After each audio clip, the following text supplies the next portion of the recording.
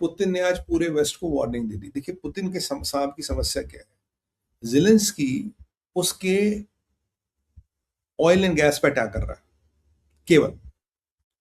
Zelensky के पास China से module आए जो ड्रेन्स की एंड्योरेंस बढ़ाते हैं, उनकी हाइट बढ़ाते हैं और उनका पेलोड कैरिंग कैपेसिटी बढ़ाते हैं।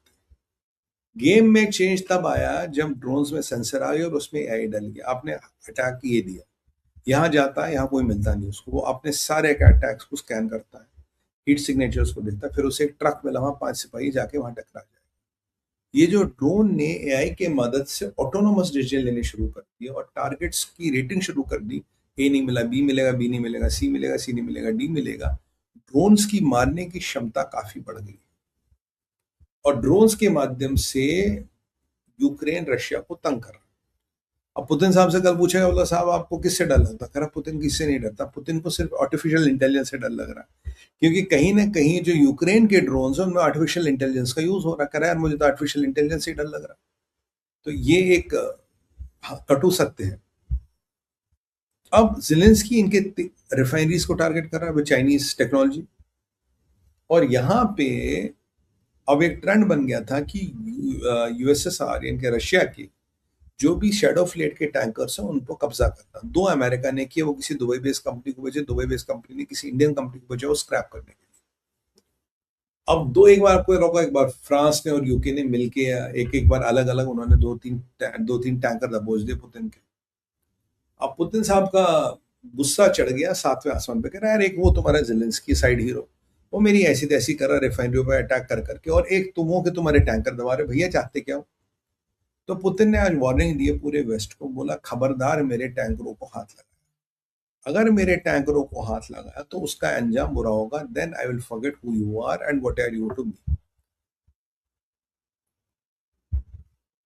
पूरे अमेरिका को और वेस्टर्न कंट्रीज को, खासकर मैं मानता हूं ये धमकी यूरोप को दी गई है, क्योंकि अमेरिका ने 2 ही कांड किए थे, उसके बाद यूरोपियनों ने कहीं कांड किया। इटली भी एक बार अपने हाथ पैर आजमा रहा था, आपका फ्रांस ने, आपके जर्मनी ने मिलकर किया, आपके यूके ने किया कि चलो यार पुतिन को थोड़ा तंग करते। तो पुतिन ने बोला खबरदार मेरे टैंकरों पर अटैक किया तो तुम्हारी बेटा ऐसी तैसी कर दूंगा, पूरा वार्निंग दिया। अब आगे एक जेडी वेंस का भी पहलू है जो उससे जुड़ता, पर हम थोड़ा उसमें आएंगे। अब एमबीएस वर्सेस इजिप्ट।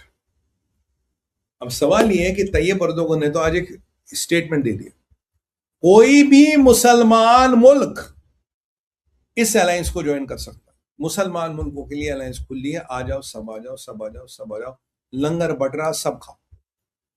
अब जैसे ही अनाउंसमेंट दिया तो खबरें आ रही थी कि भाई साहब क्या इजिप्ट अलायंस को ज्वाइन करेगा? मैंने कहा इजिप्ट अमेरिका के पैसे पे चलता है, पर फतेह अल सीसी की मजबूरी में ज्वाइन कर भी सकता है।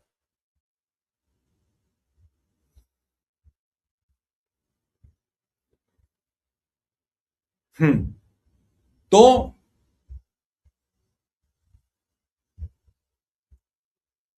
इजिप्ट ने ना हाँ बोला ना ना बोला।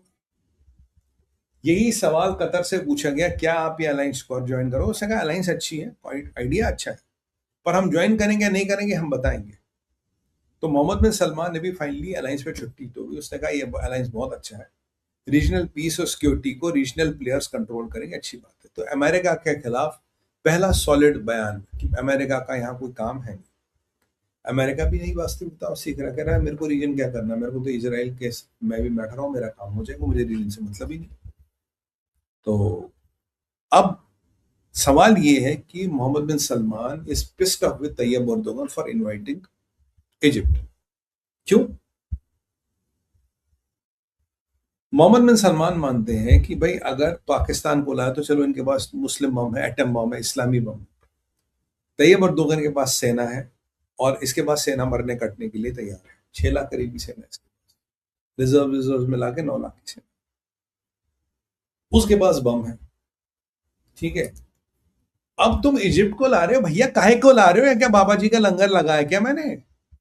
मतलब इजिप्ट को मैं पावर ही नहीं मानता, इजिप्ट को मैं लेवरेज ही नहीं मानता, इजिप्ट की मेरे को क्या एडवांटेज है? मोहम्मद बिन सलमान के पॉइंट ठीक, भाई इजिप्ट की एडवांटेज मोहम्मद बिन सलमान को क्या, वो पॉइंट तो ठीक कह रहे हैं, पर इजिप्ट की एडवांटेज तैयब अर्दोगन को, क्योंकि इजराइल को तंग करना चाहता है।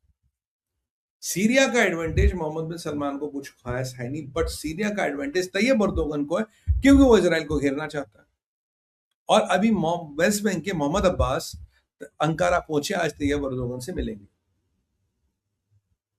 और 99% वो से कहेगा तू तू ये अलायंस ज्वाइन कर ले, क्योंकि आज तैयब अर्दोगन ने कह दिया कोई भी मुसलमान मुल्क दुनिया को इस अलायंस को ज्वाइन करने के लिए तैयार है। मोहम्मद बिन सलमान करे बेटा मैंने अनाथालय खोला है कि यहाँ पे लंगर लगाया कि मैंने तो सारे सबको बिखर सब अनाथ में ही पालूंगा क्या, कि कल को कांगो में किसी पे हमला था, चलो सलमान साहब जहाज निकलो लड़ने चले, अच्छा लड़ नहीं सकते तो चलो हम लड़ने जा रहे, नोट भेज दो साहब, नोट भेज दो, अरे अरे नोट भेज दो, डॉलर भेज दो हमें।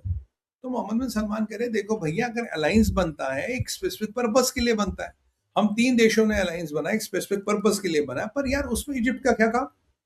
अब यहाँ तैयब अर्दोगन को मिर्ची लगती, कह रहा है इजिप्ट का क्यों काम नहीं, मैं तो हर दुनिया के हर मुसलमान को कहता हूँ बना लो। मोहम्मद बिन सलमान कह रहे हैं सर मैंने अपने फायदे के लिए अलायंस बनाया, मैं मेरे को लड़ना ना पड़े इसलिए मैंने 2 गड्ढे पकड़े, चलो बेटा तुम लड़ो। और तुम कह रहे हो कि हम अब दुनिया में नेतागिरी करेंगे इस अलायंस पे, तुम कहते हैं इस्लामिक नेटो वेटो, हम तो हाथ जोड़ते भाई हमें तो इंटरेस्टेड नहीं है। तुमने कहा अलायंस बनानी है, मैंने कहा अलायंस बनानी है लोकल इश्यूओं के लिए, और आप जानिए ये अलायंस बनी है हावड़ा ताबड़ी में। क्यों बनी है हावड़ा ताबड़ी में, क्योंकि जब ये प्रेसिडेंट ट्रंप वाला मामला खुल गया तैयब अर्दोगन समझ गया उसके पास ज्यादा समय नहीं है, साथ साथ 1 साल, तो 1 साल में जो कुछ खेल खेल सकता खेल, उसके बाद कोई खेला ही हो जाएगा तेरा। तो यहाँ पे इजिप्ट को लेकर रस्साकशी, अब इजिप्ट कह रहा है मैं जाऊंगा तो वैल्यू वर्ड क्या करूंगा, फिर इजिप्ट को तैयब अर्दोगन बोलेगा यार तू कैंप डेविड अकॉर्ड भूल जा और इसराइल को तंग करना शुरू कर, but can Egypt afford to do that, that is another question. और जो लड़ाई थी पहले जहां 5-6 अरब मुल्क एक साथ आए थे, इसराइलियों ने उनकी क्या पिटाई की थी आप जानते जानते हैं। और ये जो सीरिया में रिएक्टर था इसका इसराइलियों ने क्या हाल किया, वो साइट 99 की हम बात कर रहे थे, अल कबीर प्रोजेक्ट, ये भी आप जानते हो। और इसराइल दिन ब दिन अपनी कैपेबिलिटी बढ़ा रहा है, इसराइल दिन ब दिन रोबोटिक्स पर जा रहा है, going to very advance robotics, जहां उनको सिपाही शायद हार्डली कभी भेजना पड़े, ये टल्लो के अदर इत्यादि।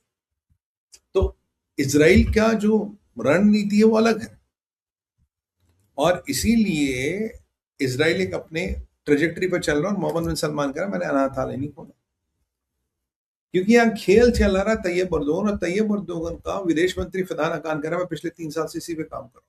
अबे 3 साल पे काम कर रहा था तो फिर तूने अभी क्यों यार, क्योंकि तैयब अर्दोगन का बेटा एक्सपोज हो गया, खा ले जो करना है। तो यानी कि अगर फदान हकान 3 साल पे इसी पे काम कर रहा था तो क्या ये कहना गलत होगा जब ऑपरेशन सिंदूर हुआ तो ये अलायंस प्रैक्टिकली जिंदा था, तो ये कहना गलत होगा क्या ऑपरेशन सिंदूर के टाइम में तुर्किया का आना, पाकिस्तान का आना और तुर्किया पाकिस्तान का आना इस अलायंस के तहत आए थे, सऊदी नहीं आया था, मेरा मानना है ईरान आया था। तो क्या ऑपरेशन सिंदूर के टाइम में भी अलायंस जिंदा है, क्योंकि उन्हें पता था कि अब टाइम ज्यादा नहीं है, जो करना अभी करना। पर मोहम्मद बिन सलमान कह रहे भैया मेरे को अलायंस चाहिए, अनाथालय नहीं चाहिए। तो इस अलायंस का क्या होगा अभी, इस अलायंस का वही होगा जो अर्दोगन को होगा साल भर। तो यहां मामला थोड़ा हमें हिलता नजर आ रहा है। अब चलते साहब यहाँ से बलोचिस्तान। बलोचिस्तान से बड़ी जबरदस्त खबर है, बलोच भैया को बहुत बहुत शुभकामनाएं, उन्होंने अपनी इंडिपेंडेंस डिक्लेयर कर ली। और ये पाकिस्तानियों की इतनी ठक हो गई, हिट हो गई बलोचों का इंडिपेंडेंस देके, बलोचों का नेशनल गान देख के, और बलोच इंडिपेंडेंस को जो पूरी दुनिया ने सहारा, लाखों करोड़ों की संख्या में लोग आ गए। अब मुल्ला मुनीर पागल क्या करे, तो ग्वादर और एक परसार या कोई एक जगह है, दूसरी जगह मैं नाम भूल रहा हूँ, इन्होंने साहब रात को पाकिस्तानी एयरफोर्स भेज दी, बोलो जाके बॉम्बिंग करो।